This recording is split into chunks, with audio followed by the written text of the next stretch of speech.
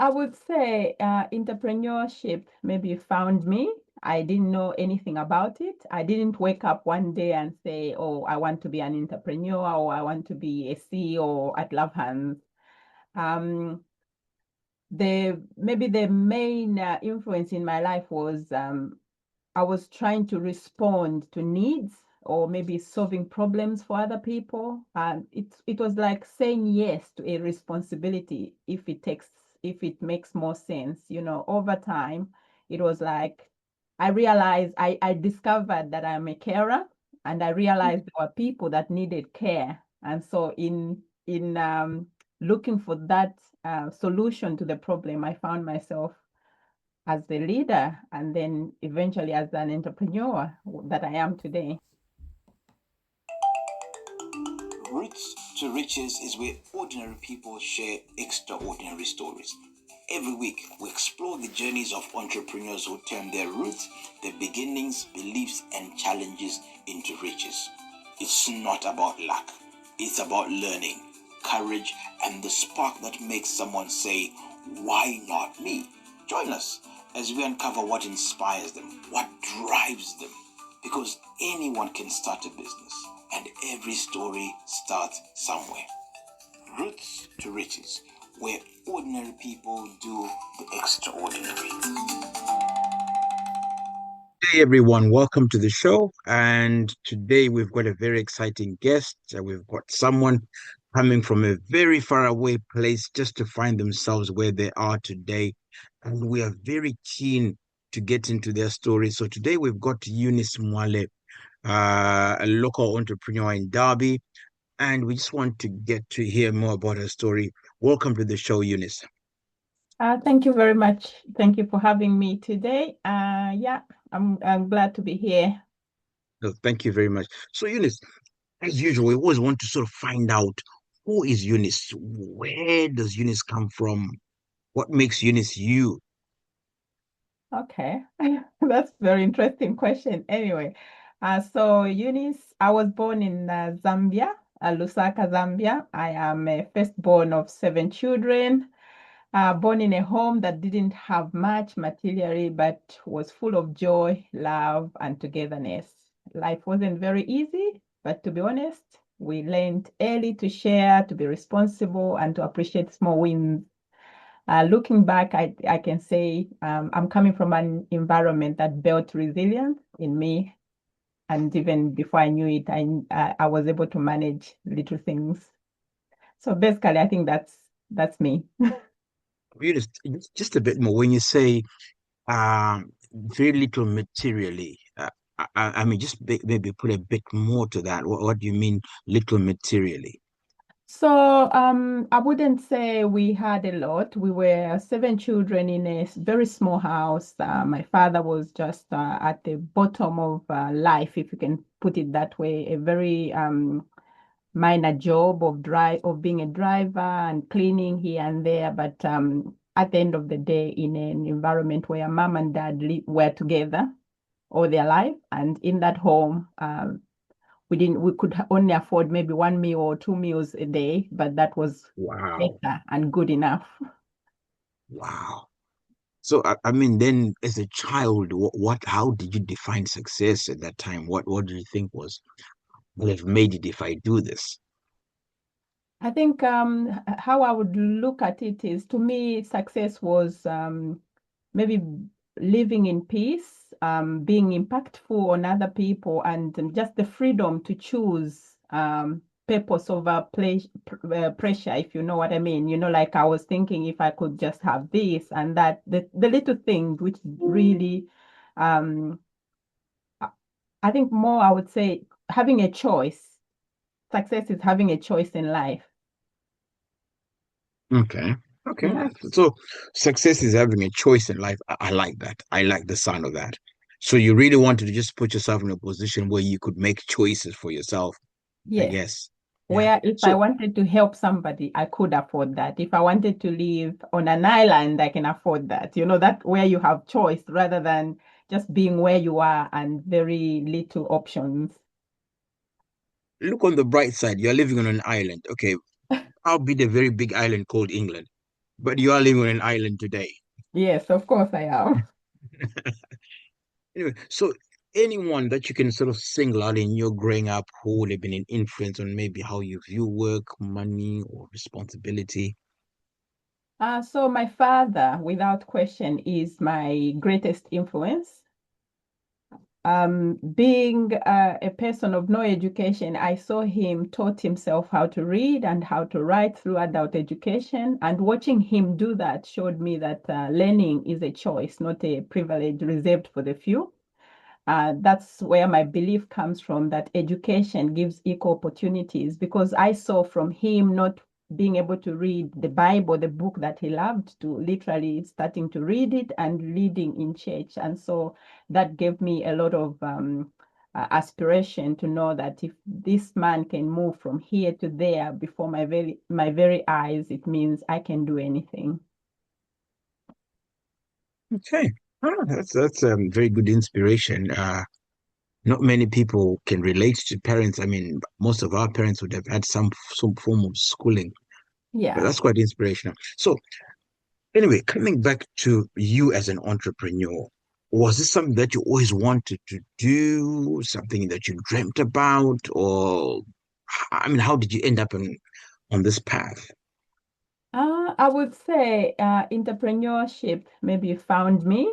I didn't know anything about it. I didn't wake up one day and say, "Oh, I want to be an entrepreneur," or "I want to be a CEO at Lovehands." Um, the main influence in my life was I was trying to respond to needs, or maybe solving problems for other people. It was like saying yes to a responsibility if it makes more sense. Over time, it was like I discovered that I'm a carer, and I realized there were people that needed care. And so in looking for that solution to the problem, I found myself as the leader and then eventually as an entrepreneur that I am today. What your training? Do you come from a medical background? How does this all then come together as a carer?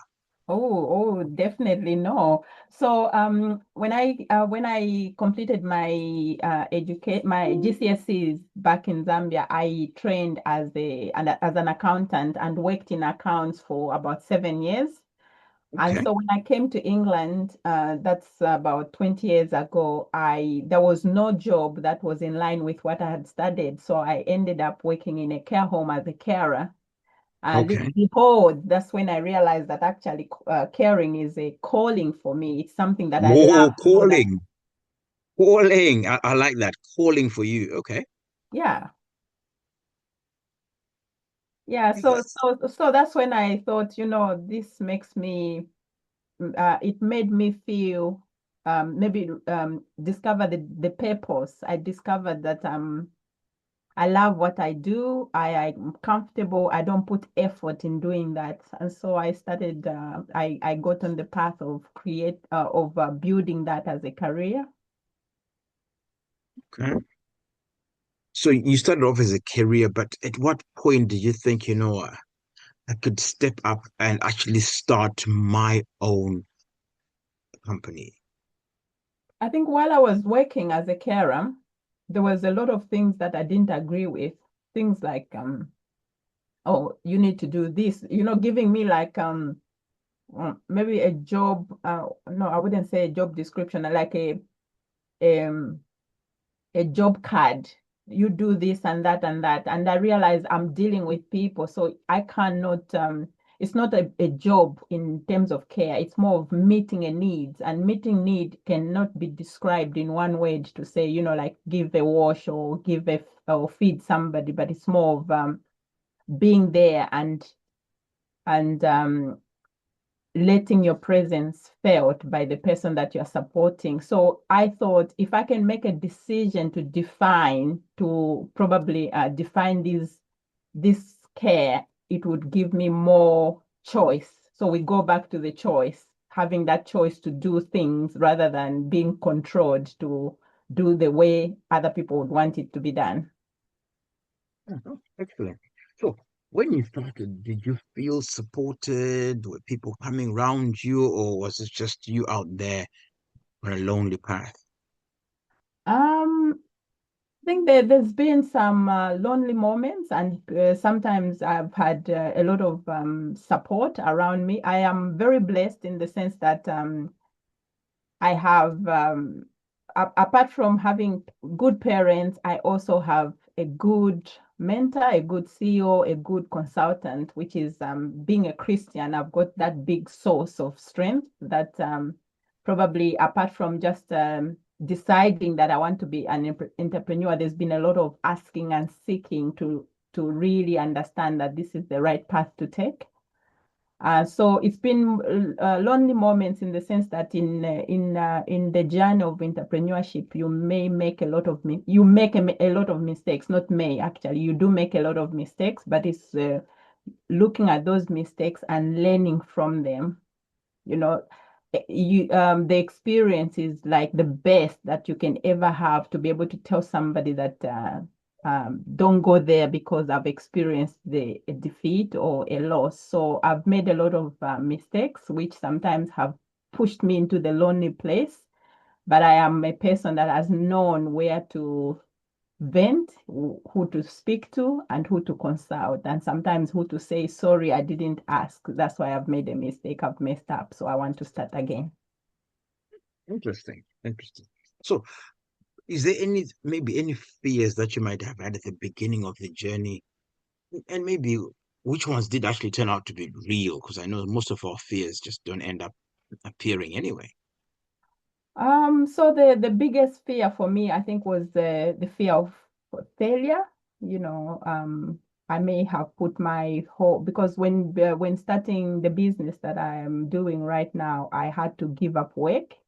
Work provided security, provided an income at the end of the month. So when I gave it up to try and start a business, it wasn't like a option B. It was like starting my A and starting another A, if it makes sense. So the fear was, if it fails, what do I do? So that was the greatest fear maybe that I would have had, because I'm not sure. I haven't heard the Lord say, yes, Eunice, you do it. I'm thinking I'm good at this. I think I can do better. So the failure was, I would say, it was the biggest challenge or fear that stood in the way, but it didn't stop me. Oh, so when you say the Lord, so you mean you had prayed, but you were not actually coming out and say, God has said, go ye therefore and start a business. Not at all. No, I wouldn't say I had a moment like that, but I just had the assurance, the word of God, which was saying He will never leave me nor forsake me. And I was also just preparing my heart that if I fail, it means maybe something I haven't done something right, so I just need to redo it. So I'm not one person who can always say, if this fails, I'll go on this path. It was like, if this fails, then I start again. Okay. Well, why not? So anyway, so what's a challenge that maybe you faced that people would be surprised to hear about it? Because for me, you're probably one of the most strongest characters I know.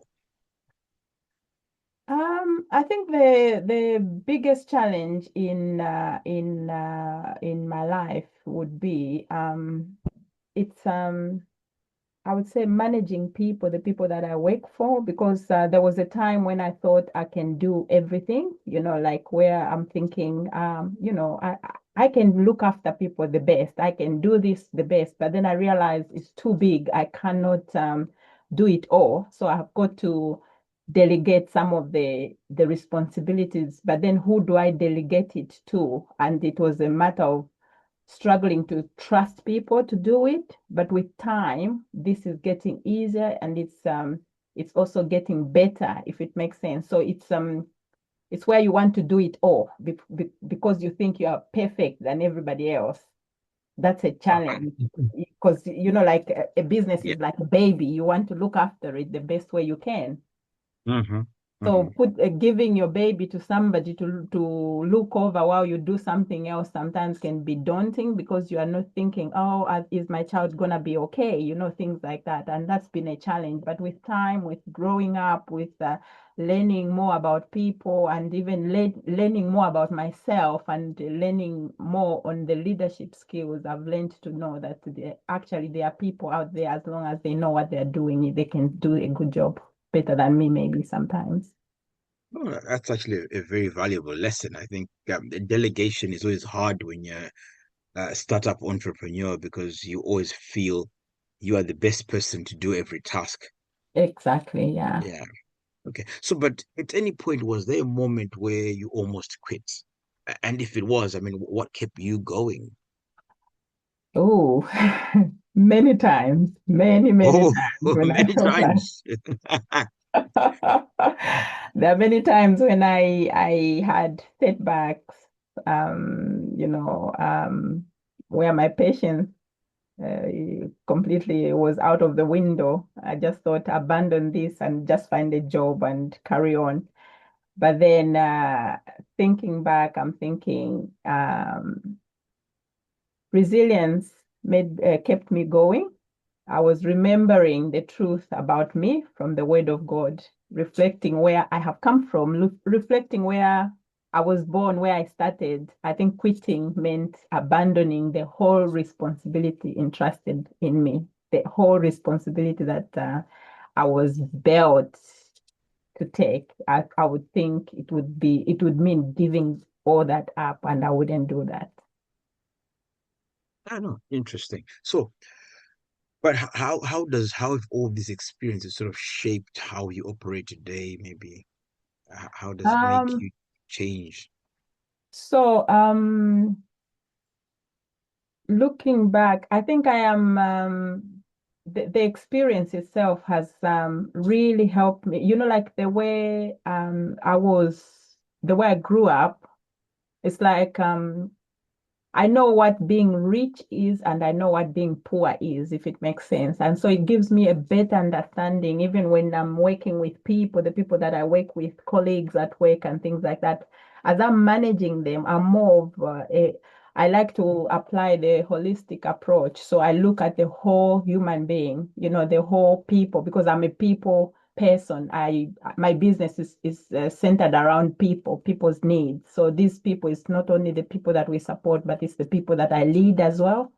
So but Hmm. I think my vision is more around the whole person rather than just the person that is working for me. So um, what I've learned is when I look at my employee, I'm looking at what is their family life like, like they have a job, yes, how can I develop them, how can I build them so that they can also have an impact on their families. So I look at more of what influence I can have on a person that can improve even their surrounding.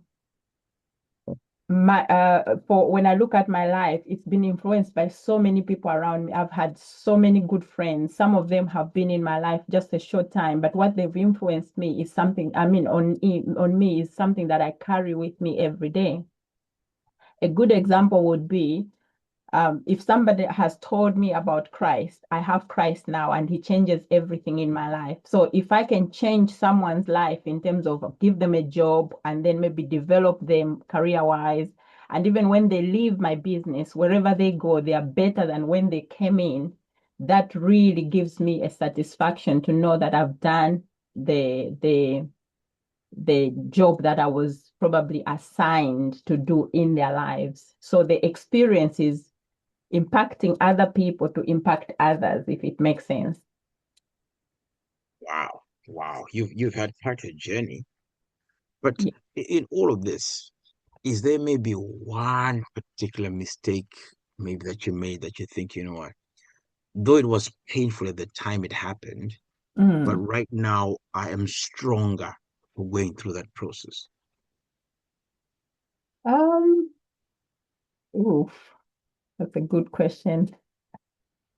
There's um there's been a few, but maybe one that can really be in the biggest defining moment would be when I started the business, I didn't have the skills to lead, if it makes sense, the leadership skills. So it started as something that I love to do.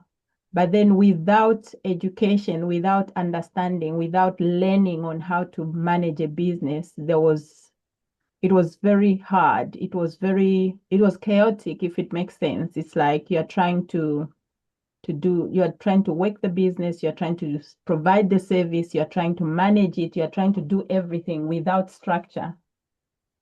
So having sat down and looked at this chaos, I thought, what was the solution to it? It was learning how to do it. So having mentorship, having coaching in place, having the correct education in place to help me, to build me, is what really has helped me to this end.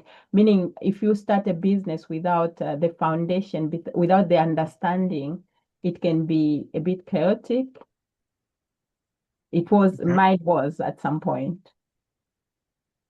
I Oh, don't know wow. if it answers the question. So in terms of, because I like the fact that you said you were not equipped. Would you care to share sort of what then did you do to equip yourself? Did you have to go to a university degree in management? I mean, how did you sort of overcome that particular challenge? Not at all. I think the first thing that I did for myself was I looked around for the opportunity. So I've worked with different people, including yourself, in terms of, I'm sure you've been also part of my journey. Many times I've turned to you and you've helped me in one or two things. And also I reached out to local Derby University. They were doing a program called Help to Grow, and Help to Grow was like a government funded course, which was designed for small entrepreneurs, small and medium-sized businesses. So I attended that course, which really, really helped me because it was covering the things, the basics, the essentials of being an entrepreneur in any small or medium business. And also, I have been blessed to have very good business mentor. I've had a business coach. And also, above all, I've had the best CEO, which is the Holy Spirit, whom I consult on a daily basis. And I think that has really positioned me well in terms of my leadership and entrepreneurship journey. Wow, wow, wow. Very interesting that you actually stepped out and you actually then pick up to say, you know what, I need equipping Yes. in the business. So anyway, just to sort of turn to where we are today now, Eunice. Um, just pause this one. Okay, so Eunice, I was coming back to today to say today when we talk about riches, Mm-hmm. what does that word mean to you today if I say Eunice is rich?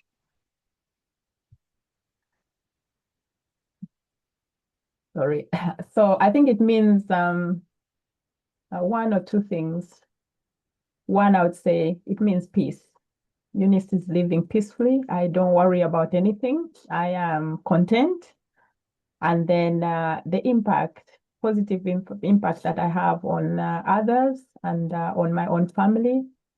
And I also have the freedom to choose purpose over pressure. Like I don't work under pressure. I choose where I want to be, when I want to be there. So that to me is I'm rich.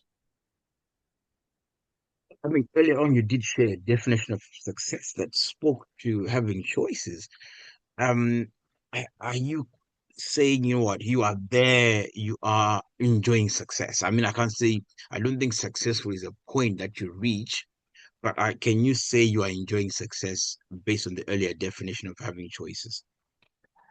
I would say yes, yes. I think definitely more than I think success is not about achievement or material, but it's about being at that place where um, at a place of alignment. I align with the purpose that I believe I have been created for. Like even if I'm gone today, I really believe that I would have left a good legacy for my children because I am not in a panic mode, if it makes sense. I am not panicking about anything. All that I have, all that I do to the best of my ability, and I'm satisfied. I'm peaceful about it. Oh, wow. Wow. Excellent stuff. So, what part of your journey, Eunice, are you most proud of? I mean, even if it's something that we most probably can't see, because not everything is really material. Is there any part of your journey that you can look back and say, you know, what, I'm so proud of having done this?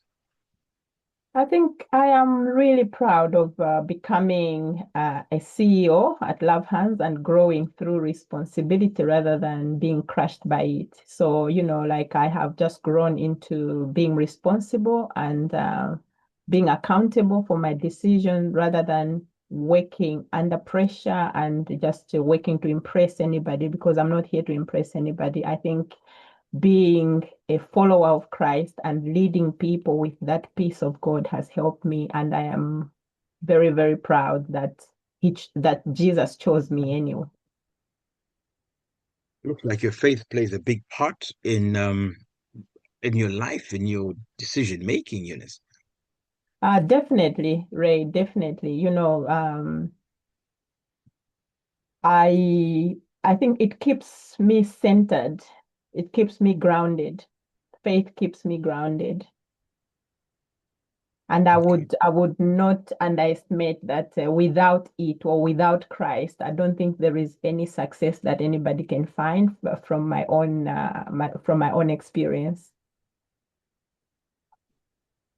All right, Eunice, tell me, you are a mother of four, Yes. a wife, mother, and you are also mothering a whole company, a whole business to go with this. How do you find the balance? How do you strike that balance? Because uh, I feel in this kind of world, something will give.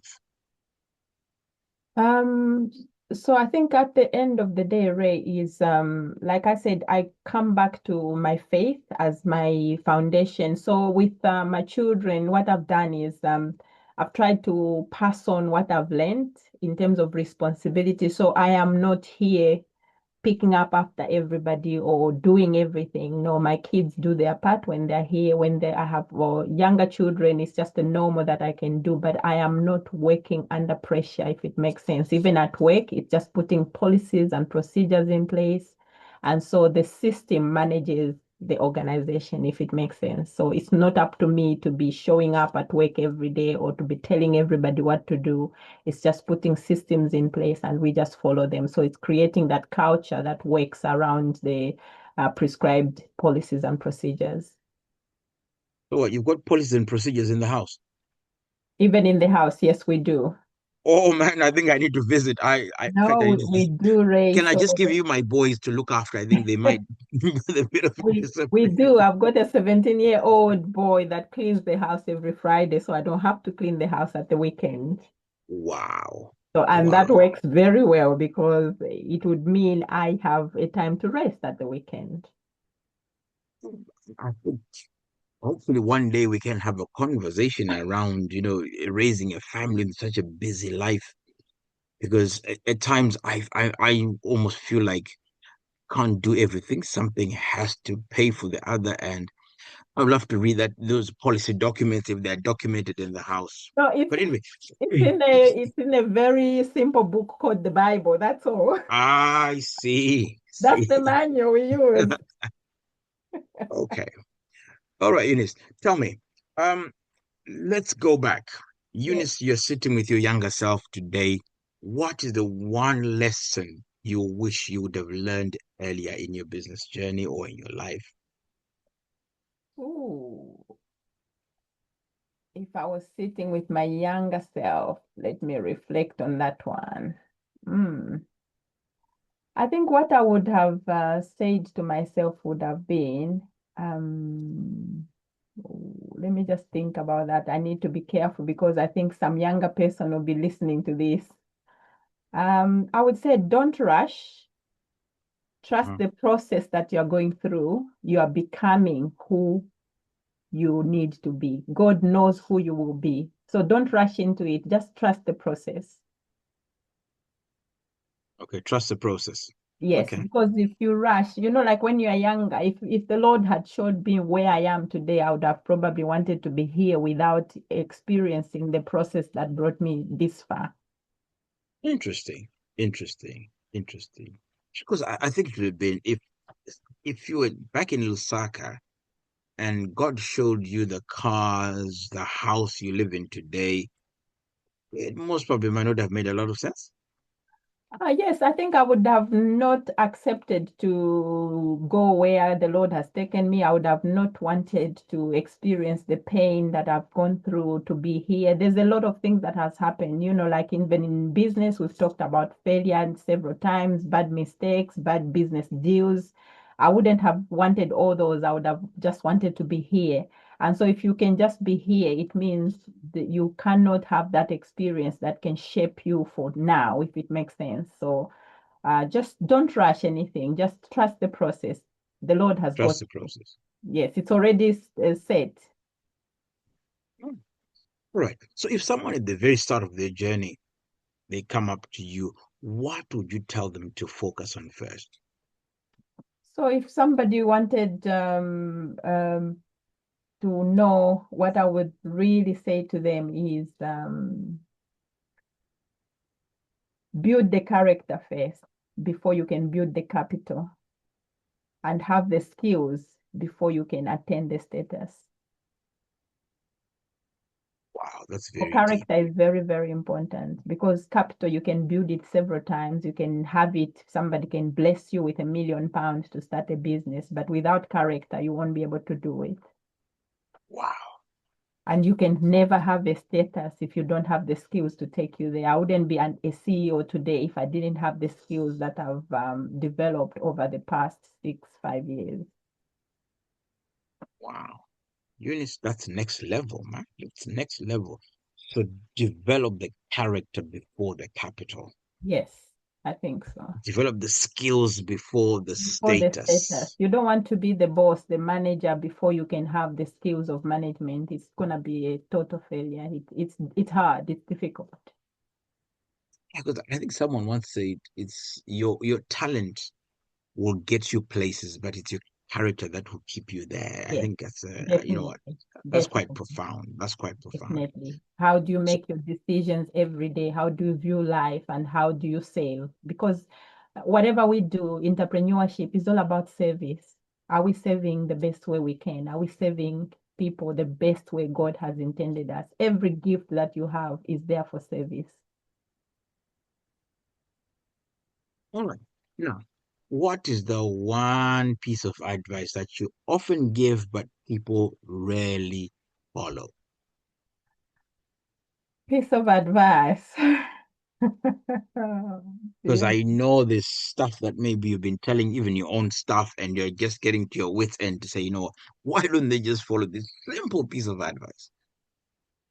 I would say I think the most important thing that anybody, whatever you want to do, or however you want to wherever you want to be, is really having integrity in how you save, how you do your work, be it you are a cleaner or you are a whatever job that you do it faithfully. Whether a Okay. Christian or not, just do it diligently, with integrity, truthfully. Whatever job that you do, and it will take you places. It will grow. Okay.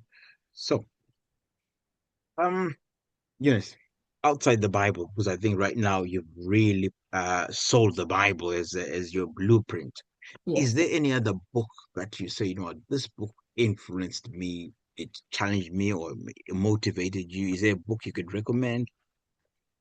Yes, I do have. I'm a very. I like to read a lot, and there's a book that I've read recently, which is called. I've read several books, but there's one that has stood out to me, which is called The Gap and the Gain by Dan Sullivan. The Gap and the Game. Yes, I Oh, like the book. I need to look that up. Yeah. What does that speak to?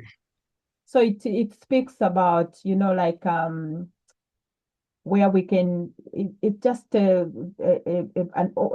probably just building up on building a character before capital and skills before status. So, filling in the gaps that you have faced before you can start gaining, if it makes sense. All right. Okay. And one word that describes your journey so far. One word that you say, this describes me. Purpose. I'm living in the Purpose. purpose. Yes, having a purpose, having glad to be alive and doing the best that I can in the life that I have. I have a purpose. Eunice, you serve a great purpose, and it's been fantastic having you on the show today. I take away building myself up before I step up. I will take that quote, and I hopefully the name of that book again, Gap Before the Yes, Game. the Gap and the Gain by Dan The Gap Sugada. in the Game. Yeah. Thank you very much. I think we will look that up. And Thank you thank you so for much. all your insights and opening up just to share your story. I'm hoping everyone else that's been tuning in today, you've been blessed. You have received quite an inspirational message, whether you're Christian or not Christian. I think the message still stands. And thank you very much, Eunice. May God bless you for your faithfulness to share your wonderful story. Thank you, Ray. It was a pleasure. Thank you so much for having me today. Thank you.